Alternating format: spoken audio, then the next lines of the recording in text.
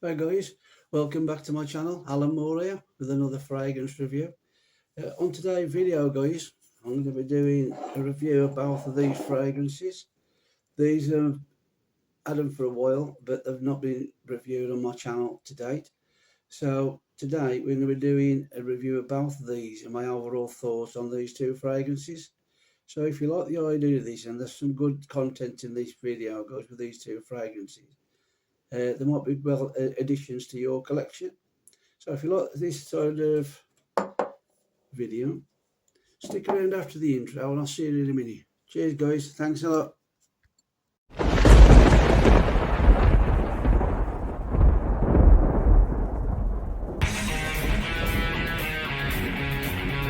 Hey guys, welcome back.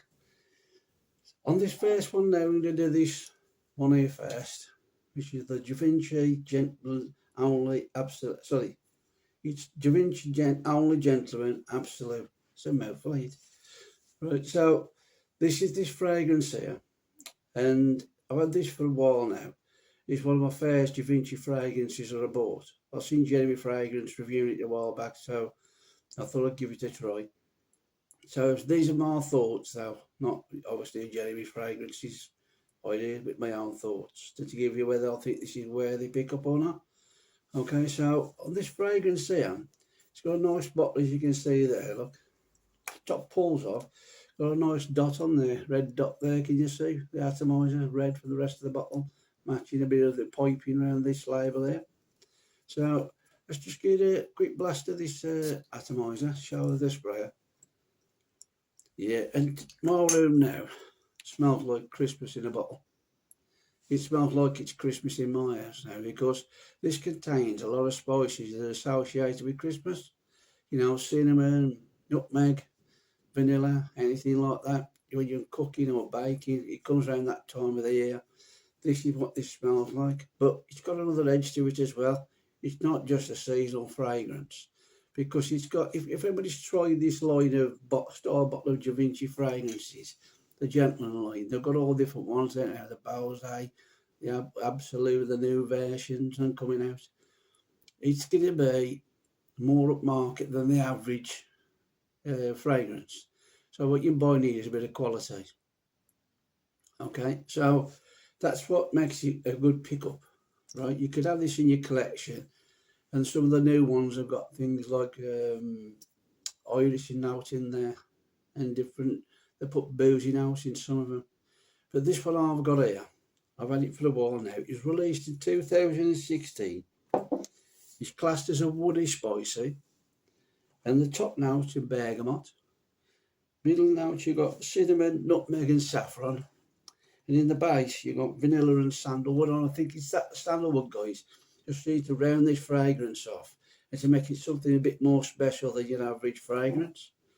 You know, and you've got like your sticker on the bottom of the bottle there, look. So that's authenticate your purchase. So don't forget to check that, guys. You don't know dodgy sellers send you a bottle that's not authentic. You know, some logo on the top of the cap there for the House of Givenchy. And it's like, when this clicks in place, look, you can actually hold that by the cap and it won't fall off. But I wouldn't suggest it, you know, I'm on carpet here, so it probably wouldn't break. But just be careful not to keep picking your bottles up by the top. I know it sounds a bit silly me telling you this, because most people wouldn't do that anyway, but I think some people have picked these up in the past, and depending on which fragrance you've bought, some of the tops are quality, some of them not. So you pick up, there's always that chance it could drop and break, wasting your fragrance. So this one I've had for a while, as I say. Our viewers, can you see? I know you can see down there, there's quite a lot missing out of there now. And it is a pleasant fragrance. I had this on yesterday actually, and it gives you a nice spicy fragrance with that woody backbone, and it settles down with that sandalwood at the end. But it gives you a classy feeling about it.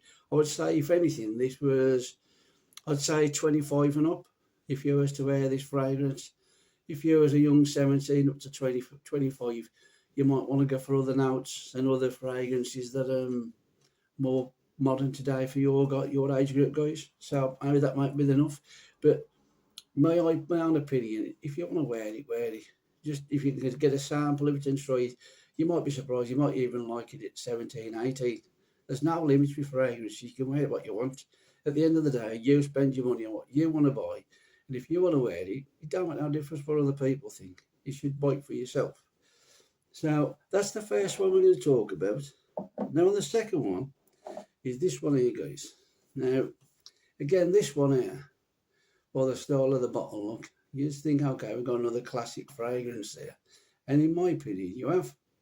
But a good many people wouldn't class this as a classic, traditional barbershop kind of fragrance because the notes don't suggest that. You know, it suggests as a, let me just give you 1 second. This is classed as a woody floral musk. This is what they branded as. But this has been my most complimented fragrance I've had out of all the things I've got. I've had more unsolicited comments with this off a couple of young ladies. A girl who used to work with Joe at work, right? Joe was the first lady to come up to me and ask me what I was wearing when I was wearing this fragrance, guys. And that's a lovely smell, Alan, that you got on. And she came up to me and I had to show her this bottle. And she sprayed me on herself. She fell in love with this fragrance there and then. And a few months down the line, she gave me a ring out of the blue. And I answered the phone. It was Joe on the other end of the phone. Herself and her husband was in Liverpool on a weekend away. And they'd come across a shop that was selling this, but they couldn't remember the name. So Joe found me and asked what it was. And she bought this. And she loves this fragrance. Now, coincidentally, about 2 days later, at the same work I was working with Joe, I had to go on temporary work at another site for 2 days. So I was totally different strangers with me. And where the eating areas, when we come to our lunch, you've got 2 different separate areas. And I was sitting on my own on the first day and I was wearing one of my fragrances. Nobody really approached me then because, you know, new guy that I always want to come and talk to you. But the second day, I got this on and a young lady from the site came up to me and asked me what I was wearing. She was a fragrance collector herself. She collects a lot of women's fragrances. But she loved the smell of this fragrance. And so I had to give her the name of the company, who it was, where they could buy it from. And you know the best thing about this, guys? £20 I paid for this. And I'm sure it's not far off that now.